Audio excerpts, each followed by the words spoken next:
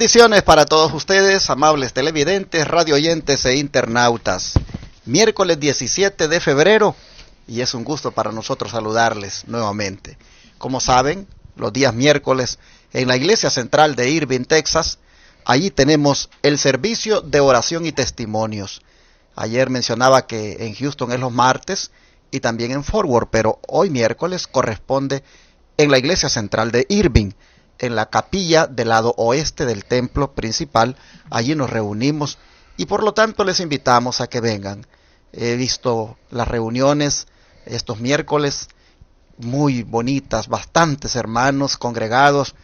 El otro día vi que habían como 70 hermanos para hacer un miércoles, vi una buena asistencia y así he visto buenas asistencias los miércoles y los estoy animando para que esta noche vengan y nos juntemos y adoremos a nuestro Dios en ese servicio de oración y testimonios. ¿Dónde está el templo? 210 East 6th Street, Irving, Texas 75060. De esta manera estoy dándoles la bienvenida desde ya y anunciándoles también que este sábado que viene estaré predicando en esta iglesia, la central de Irving, Texas, en la mañana, como siempre, presentando el mensaje de Dios para nuestra vida. Les invito a que también nos juntemos este sábado y adoremos a nuestro Dios. Amén. Bueno, ya están mis hermanos aquí. Hermano Carmelo, bienvenido, buenos días. Buenos días, pastor. Buenos días a todos nuestros hermanos, a nuestra familia, porque como dije antes, ya son mi familia también, ¿verdad? Así es que, hermanos, me sigue resonando ese versículo de memoria que es lo sobre la lección, ¿verdad? Que dice en Lucas 14:11, porque cualquiera que se enaltece será humillado, y el que se humilla será enaltecido. Aquí vemos la conducta de David, que sea la conducta de nosotros, pidiéndosela a nuestro Padre Celestial. Que el Señor nos bendiga en esta mañana. Amén, hermano Tony. Buenos días y buenos días a cada uno. Y pues contentos, es miércoles, ya a mitad de la semana.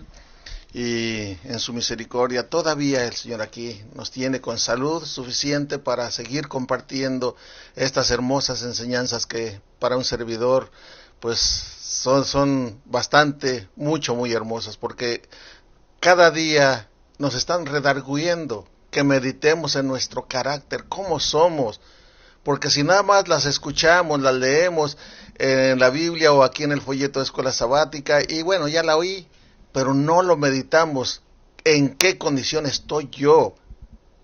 ¿Cuál es mi posición? ¿Sigo con ese orgullo y esas envidias o realmente estoy meditando en mi vida personal, ya que el Señor viene por ti, viene por mí, pero si reflejamos el carácter de Cristo? Y David estaba manifestando esa bondad aún para sus propios enemigos. Que Dios nos ayude a cambiar si hasta aquí no lo hemos hecho, y yo por lo personal les digo, me falta bastante. Pues bueno, hermanos, vamos a pedir la bendición del Señor. Hermano Tony, por favor, haga la oración. Sí. Oremos, hermanos. Gracias, Padre de amor y eterna misericordia, por esta oportunidad que me das de elevar mi espíritu, mi pensamiento hasta tu trono de gracia, de gloria, de majestad. Y es para suplicarte, Padre, por cada oyente, cada vidente que está viendo estas escuelas sabáticas, que confíen en ti, Padre, y en sus necesidades, sus enfermedades, sus problemas, tengan la paz que viene de ti, como tu palabra nos lo dice. Que confíen, Padre, en ti, y así tengan esa paz que se necesita. Danos de tu Santo Espíritu para poder entender tu palabra, y danos la humildad para poder aceptarla si ésta nos está hablando a nosotros, si en ella encontramos que estamos faltando en lo que allí vemos, en lo que allí leemos. Que seamos bastante humildes para aceptarlo, y también que tengamos la dirección del Espíritu Santo para pedir perdón y cada día estar más cerca de ti. En el nombre poderoso de tu Hijo amado Cristo Jesús, suplicamos estos favores, y también, Padre, la dirección de todo este movimiento, Padre, que tú estás levantando. En el nombre de tu Hijo amado Cristo Jesús. Amén. Amén. Ahora, David, ya como rey, va a tener que aprender algunas lecciones que también, hermanos, nosotros las debemos aprender. Así que lecciones aprendidas es el subtítulo de la lección de hoy. Y vamos a entrar en materia. Cómo David, hermano Tony, a través del carácter que había desarrollado, recibió el apoyo de todo Israel. Sí, vamos a leerlo aquí en 2 de Samuel, capítulo 5, del 1 al 5 y luego el 10. Dice así. Dice así la palabra del Señor. Vinieron todas las tribus de Israel a David en Hebrón, y hablaron diciendo: Henos aquí, hueso tuyo y carne tuya somos. Y aún antes de ahora, cuando Saúl reinaba sobre nosotros, eras tú quien sacabas a Israel a la guerra, y lo volvías a traer. Además Jehová te ha dicho: Tú apacentarás a mi pueblo Israel, y tú serás príncipe sobre Israel. Vinieron pues todos los ancianos de Israel al rey en Hebrón, y el rey David hizo pacto con ellos en Hebrón delante de Jehová, y ungieron a David por rey sobre Israel. Era David de 30 años cuando comenzó a reinar, y reinó 40 años. En Hebrón reinó sobre Judá 7 años y 6 meses, y en Jerusalén reinó 33 años sobre todo Israel. Y luego el 10 dice así: Y David iba adelantando y engrandeciéndose, y Jehová Dios de los ejércitos estaba con él. Amén. La promesa de Dios se estaba cumpliendo. David se estaba estableciendo cada día más sobre el reino prometido. Y como David aprendió por el carácter que estuvo desarrollando a causa de las vicisitudes, las persecuciones, por todo lo que pasó, su carácter se iba desarrollando, y debido a la humildad y mansedumbre y bondad que manifestó, recibió todo el apoyo de las 12 tribus de Israel. Y aquí vemos cómo David aprendió a ser amable, piadoso, y sobre todo que estaba en comunión con Dios. Ahora, ese es el carácter, o debe de ser el carácter, de todo verdadero cristiano. Eso es lo que a mí me corresponde hacer, lo que a ti te corresponde hacer, hermano. Porque aquí todo Israel vio el carácter, la conducta de David, y todos estuvieron dispuestos a apoyarlo cuando llegó el momento. Así también nuestros actos van a determinar cómo nos van a recibir, qué es lo que van a ver en nosotros, si nos van a tener confianza o desconfianza, si van a decir este es un verdadero cristiano o no. Si los cristianos son como este, prefiero no ser cristiano. Nos toca a nosotros desarrollar ese carácter, porque eso es lo que ven los que nos rodean, hermanos. Y así nosotros vemos el tercer ungimiento de David. Prácticamente este ungimiento trajo como resultado la unificación de las 12 tribus de Israel bajo su cetro. Aquí, hermanos, se cumple el versículo de memoria de Lucas 14:11, donde dice de que el que se humilla será enaltecido. Pues David ahora está siendo enaltecido sobre toda la nación de Israel. Él prácticamente con este ungimiento está siendo reconocido como el único rey que tiene esta nación, y ahora sí, puesto por el Señor. Vemos entonces que valió la pena mantener esa actitud de humildad, de esperar en el Señor, de desarrollar ese carácter semejante al de Cristo, porque ahora el Señor lo está exaltando, el Señor lo está enalteciendo.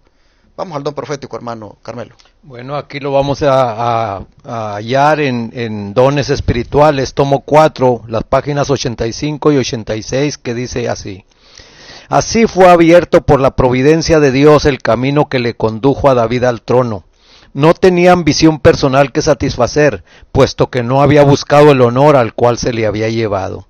Perdón, aquí están Patriarcas y Profetas, página 759. Pero aquí dones espirituales dice la firmeza, la humildad, el amor a la justicia y la decisión de carácter de David lo calificaron para llevar a cabo los elevados propósitos de Dios. Su carácter religioso era sincero y ferviente. Fue mientras David era así de fiel a Dios, poseyendo estos exaltados rasgos de carácter, que Dios lo llama un hombre según su propio corazón. Hermanos, aquí podemos ver ya David llevado al trono, como aquí los siervos estaban diciendo, ¿verdad? Allá no solamente por Judá, sino también por todo Israel, ¿verdad? Que también lo reconocieron como rey. Pero ellos, fíjense nomás, como hemos leído anteriormente, el carácter de David se ganaba a todo el mundo.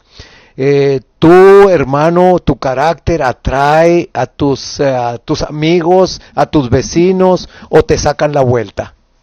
Ay, qué triste sería que le sacaran a uno la vuelta, porque uno muchas veces lo que trata de uno es hablarles la palabra de Dios, pero no vivirla, no mostrársela. Por ejemplo, aquí David, ¿verdad? Como dice que la firmeza, la humildad, el amor y la justicia y la decisión de carácter lo calificaron a él. O sea, un carácter perfecto, y como dice Dios aquí al último, un hombre según su propio corazón. Qué bonito cuando lo llamen a uno, ¿verdad? Ese verdaderamente es hijo de Dios. Ese verdaderamente vive lo que predica, ¿verdad? Qué hermoso cuando nosotros dejamos esa fragancia cristiana ante las personas que nos rodean, ante las personas que el Señor permite que les hablemos. Qué bonito es dejar esa fragancia, hermanos, porque así como dice aquí, ¿verdad? Que eso fue lo que fue abierto, el camino que condujo a David al trono, ¿verdad? ¿Por qué? Porque David no era ambicioso. David, si desde un principio, cuando lo ungió Samuel para el trono, él hubiera pensado diferente manera como la que llevó a cabo, ¿verdad? Sino él tratando por sí mismo, ya que lo habían ungido, verás, la manera como fuera, destronar a Saúl, pues, ¿verdad?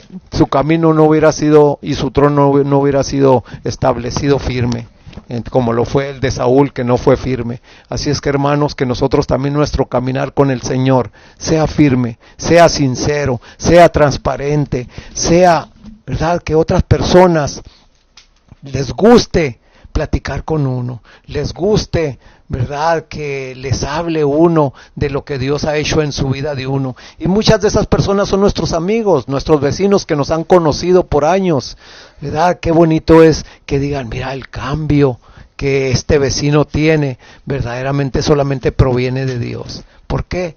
Porque lo que sale de tu corazón es lo que habla tu boca. Como tú eres, es lo que tú vas a reflejar. Que el Señor nos bendiga, nos ayude a que estas lecciones, ¿verdad?, tengan un impacto fuerte en nuestra vida. Bueno, mis hermanos, ahora nosotros vamos a ver cómo David, ya siendo reconocido por las tribus, y ya las tribus reconociendo que pues es Dios quien lo ha puesto, vamos entonces a ver cómo David, él planea reconocer en su reinado a Dios como el supremo.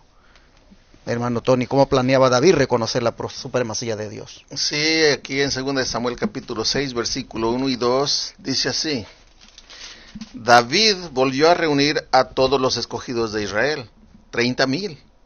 Y se levantó David y partió de Bala de Judá con todo el pueblo que tenía consigo, para hacer pasar de allí el arca de Dios, sobre la cual era invocado el nombre de Jehová de los ejércitos, que mora entre los querubines. David aquí dice que hace traer el arca. Yo meditando en esto, yo meditaba, bueno, aquí David hace traer el arca. ¿Y qué era lo que más reflejaba el arca? Era en el santuario, ahí se manifestaba la Shekinah, o Shekinah, algunos mencionan Shekinah, no sé la pronunciación correcta, pero allí esa era la gloria de Dios.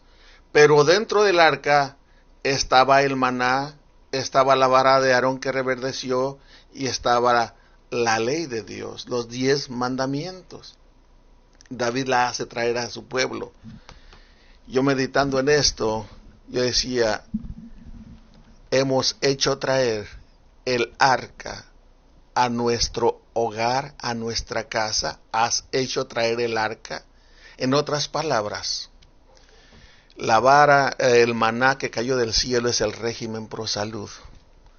¿Estamos practicando el régimen alimenticio, hermanos? ¿El régimen pro salud? ¿Estamos practicando el verdadero cristianismo que refleja el carácter de Cristo de acuerdo a la vara de Aarón que reverdeció?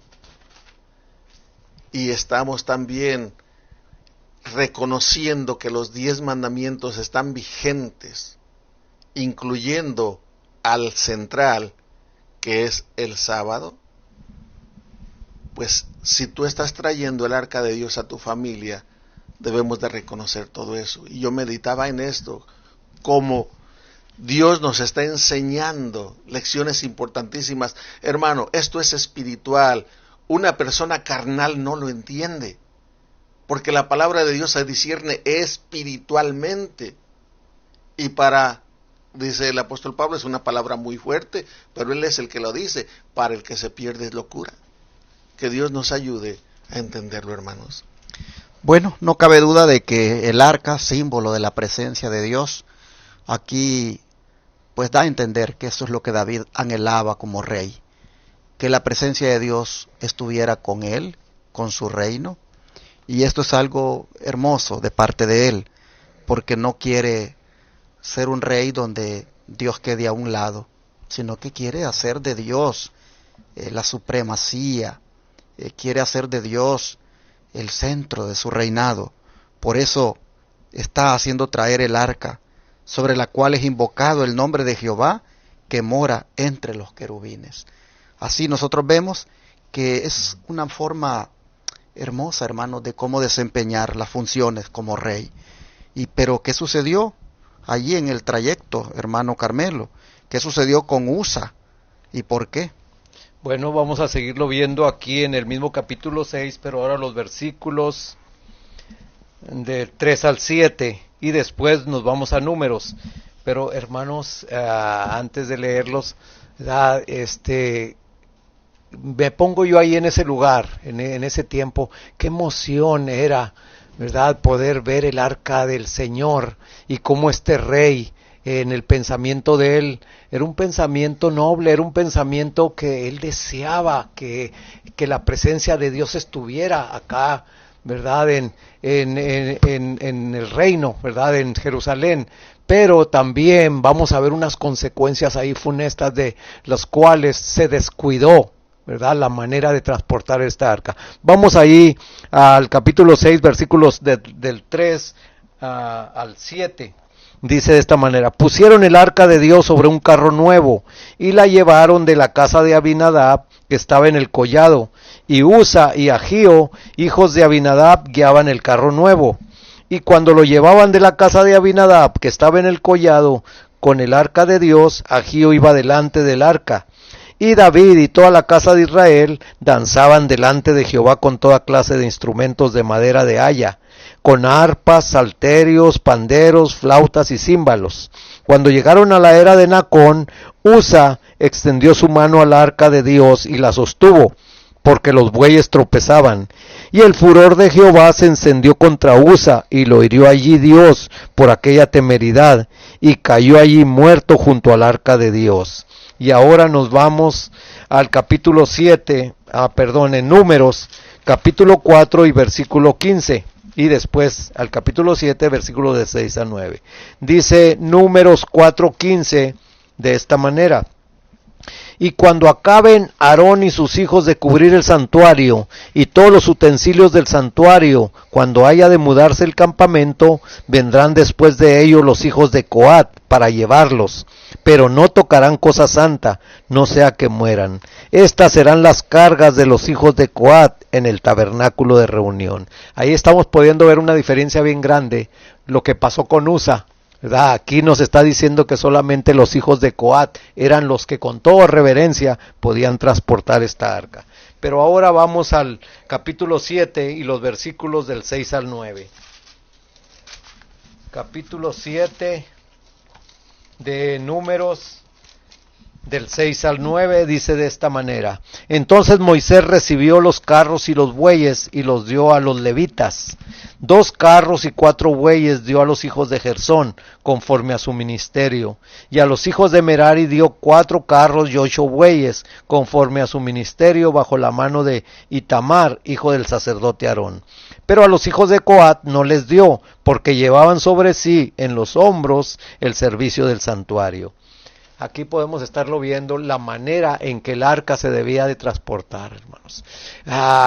Fíjense que yo pensé antes de yo leer todo esto, dije, bueno, pues la acción de Usa era una acción justa, era una acción, ¿verdad?, de que no fuera a pasar algo con el arca, que no se fuera a desbaratar o romper o algo, ¿verdad? Pero vemos que Dios, cuando hace una acción, no la hace, ¿verdad?, de una manera en que nosotros pensemos como yo pensaba, sino simple y sencillamente que cuando Él da órdenes, hermanos, son órdenes que se deben de respetar y porque traen siempre su significado. Siempre, por ejemplo, ¿verdad?, yo me estaba recordando ahorita que cuando yo andaba por allá del pueblo de donde soy, andaba en la colonia y de repente me topó una persona, ¿verdad?, y me empezó a hablar, pues como hablan vulgarmente, ¿verdad? Y le dije, por favor, no me hable así, yo soy un hijo de Dios. Y como que se le pasaba la mente y me volvía a decir otra vez esas palabras. Le decía, por favor, no me diga así, yo soy un hijo de Dios.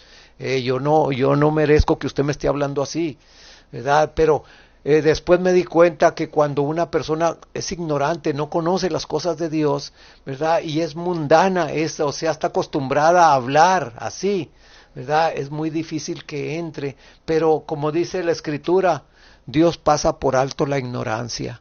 Pero por ejemplo, imagínense que yo le hubiera contestado en la misma forma en que él me contestó, pues ahí está el pecado, está en aquel que sabe hacer lo bueno y no lo hace. Así es que aquí podemos ver que él recibió ese acto porque se supone que como judío, como israelita, él sabía lo que tenía que hacer. Y más que todo el rey, como vamos a ver más después, que el rey reconoció, ¿verdad?, que no era esa la actitud o la forma en que la arca se debía de traer.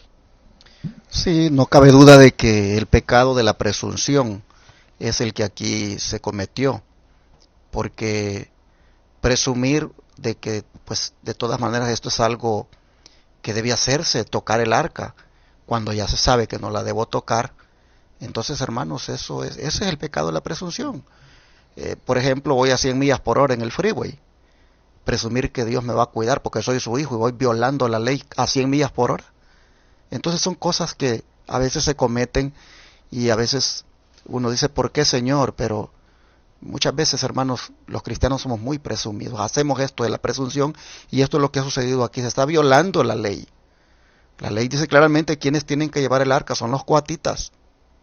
Y Usa no es de ellos. Y aquí, tristemente. Por eso se llama lecciones aprendidas. Hay que aprender la lección sobre esto de la presunción. Vamos al don profético, hermano Tony. Sí, vamos a leer ahora en Patriarcas y Profetas la página 763 y luego la 764. Dice así: la suerte de Usa fue un castigo divino por la violación de un mandamiento muy explícito. Por medio de Moisés el Señor había dado instrucciones especiales acerca de cómo transportar el arca. Al traer el arca de Kiriat Jearim, se había pasado por alto en forma directa e inexcusable las instrucciones del Señor. Usa incurrió en la culpa mayor de presunción al transgredir la ley de Dios. Había aminorado su sentido de la santidad de ella y con sus pecados inconfesos, a pesar de la prohibición divina, había presumido tocar el símbolo de la presencia de Dios. Dios no puede aceptar una obediencia parcial ni una conducta negligente con respecto a sus mandamientos.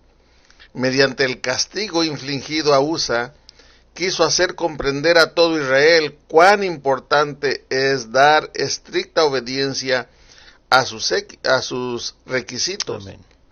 Así la muerte de ese solo hombre, al inducir al pueblo a arrepentirse, había de evitar la necesidad de aplicar castigos a miles. O sea, era una lección para todo el pueblo. Para Dios no quería que se menospreciara lo que él había dejado establecido. Y si se seguía menospreciando, muchos otros, al igual que Usa, como aquí dice, miles, irían a morir. Pero con la muerte de Usa dio una lección el Señor. Pero eso tenemos que traerlo a nosotros. El no actuar con presunción. Ya se ha explicado eso, creo que ya volverlo a repetir yo, pues ya sale sobrando, porque ya el hermano Carmelo y el pastor ya lo explicaron. Yo solamente te voy a leer un pequeño párrafo que se encuentra en Mensajes Selectos, volumen 3, la página 451, dice: si el cristiano acepta los principios por los cuales obra el Espíritu Santo, espíritu que el cristiano debe tener para que lo prepare para el cielo, no hará nada temerario o presuntuoso para crear ira y blasfemia contra Dios. Que ya el pastor ya nos habló hace un momentito. No debemos de hacer cosas presuntuosas nada más porque nos decimos ser cristianos. No. Hay normas establecidas y nosotros somos los primeros que deberíamos de respetar esas normas, hermanos.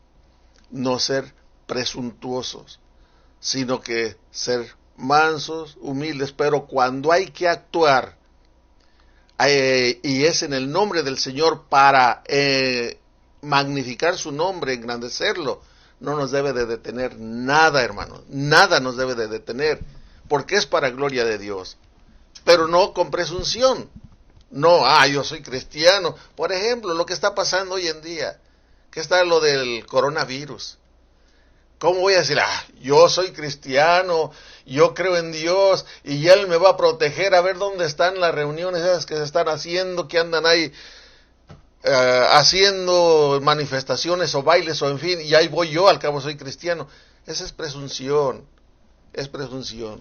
Pero si hay alguien que está en necesidad y pide hablar, que se le dé palabra de consuelo, y que tiene el coronavirus, hermano, yo allí voy, si es al que se me invita. ¿Por qué razón? Porque se me está invitando a mí directamente. Y como se me está invitando a mí directamente, es porque Dios quiere que yo le hable una palabra. ¿Cuál? La que Dios ponga en mis labios. Amén. Sin miedo a que te vas a contagiar. No, hombre, que me va a andar contagiando. Mi Dios es más grande que el coronavirus. Amén. Y así todos los cristianos tenemos que aprender esta lección, porque se llama lecciones aprendidas. Y la lección que se aprende es que Dios no puede aceptar una obediencia parcial ni una conducta negligente con respecto a sus mandamientos. Y cuánto cristiano hay ahora que en esto de los mandamientos acepta nada más dos: amar a Dios, dicen, y amar al prójimo. No entienden que los 10 se resumen en esos dos, pero resumen no significa violación de los primeros 4 y violación de los otros 6. Resumen es que si amas a Dios vas a guardar los 4 que tienen que ver para con Dios, y si amas a tu prójimo vas a guardar los 6 que tienen que ver para con tu prójimo.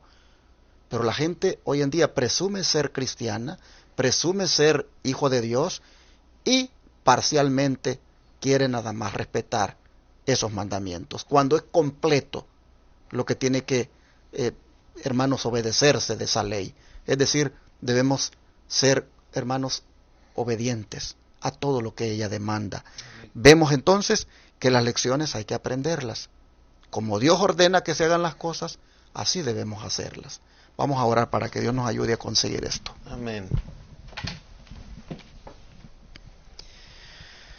Señor, te pedimos en esta hora que nos ayudes a aprender nosotros también la lección, como David la aprendió y la aprendieron los israelitas, de cómo debemos relacionarnos con las cosas santas, con las cosas sagradas, con aquello que tú has dicho claramente, cómo se tiene que manejar. Padre, te pedimos que nos ayudes porque muchas veces, Señor, hacemos esto de las cosas santas, las cosas sagradas. Padre, muchas veces las manejamos de una manera que no corresponden. Te rogamos que nos ayudes, que nos des discernimiento para saber, Padre, cuándo, aun cuando estemos, por ejemplo, en el templo, cuándo nuestro comportamiento, aún con las cosas sagradas, debe ser cuidadoso y de acuerdo a lo que tú mandas, y no solamente porque estamos allí, asumir funciones tal vez que no nos correspondan. Señor, te rogamos que tu Santo Espíritu nos guíe, de tal manera que aprendamos de esto para no cometer estos errores. Te lo pedimos, Señor, en el nombre de Jesús. Amén. Amén.